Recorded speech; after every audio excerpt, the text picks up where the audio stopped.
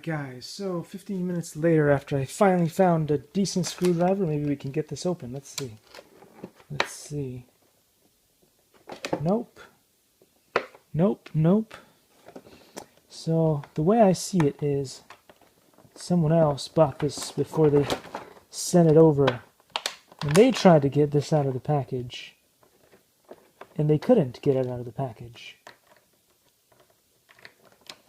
So because they failed in getting it out of the package, they sent it back to Amazon. Like, that's what they did. But you know what? I'm so tired of this thing. This is too tiresome for my taste. I'm just gonna do it the yes, I'm gonna do it the horrible way. Likey